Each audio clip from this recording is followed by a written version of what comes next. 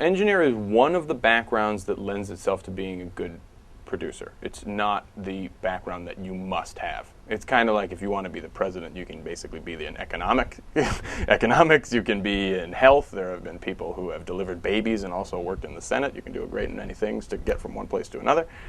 But the genesis, or the sort of, I guess you could say that people are of the ilk of musicians or engineers before they are producers, almost across the board.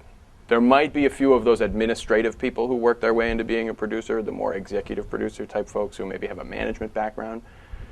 But to my mind, I feel strongly that you do not get into producing before you either know music extremely well from a musician's point of view, or you know recording extremely well from an engineer's point of view, or the two together. So I would advise students to learn about as much of both of those types of skill sets as they can, so that they can combine them at will and be more effective as a result. So the other thing to lend to your question about students who are aspiring to be producers, we have a meaningful conversation in my Producing One class about what the heck that word means, producer. In the beginning, producers were composers. And composers were the star icons of the music industry before recording took hold, you know. And I guess the genesis of being a producer is being able to communicate with musicians. So how in the heck are you going to do that if you are not somewhat of a musician yourself, you see?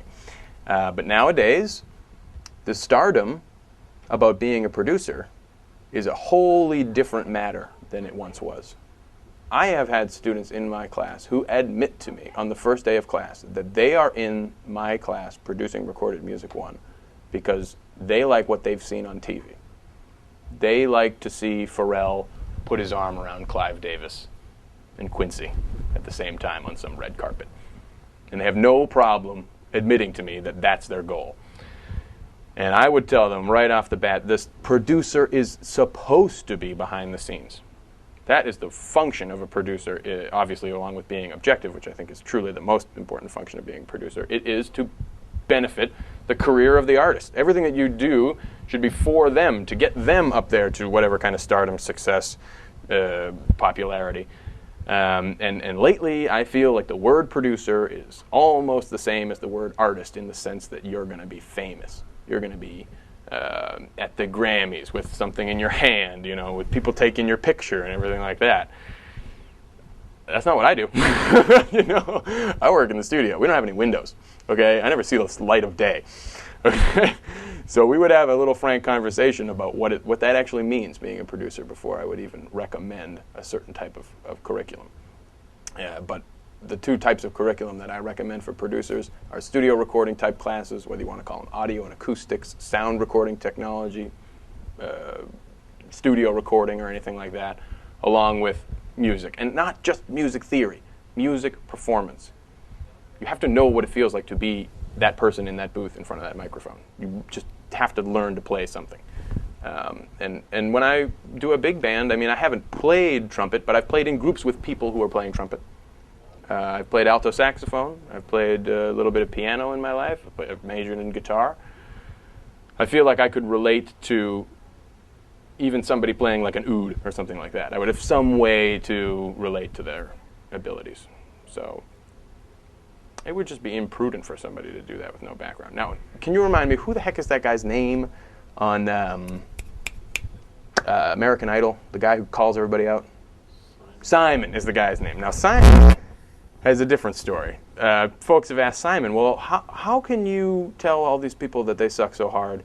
Who are you? What do you do? And sometimes I feel like that person because, you know, I don't tell people that they suck the same way that he does. These people are my clients, so I don't kick them off the stage, you know. But his answer was very interesting.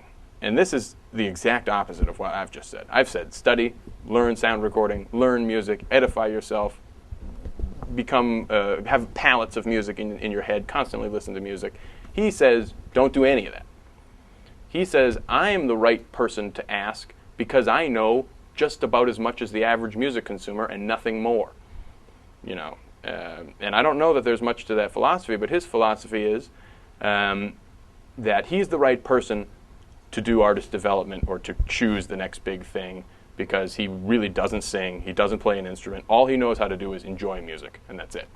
So put a little bit of that into what I just said and say, along with being very musically savvy, technically savvy, you also have to be able to be just a laid-back kind of music consumer at times, and just realize how this is going to be presented to somebody who is not very musical.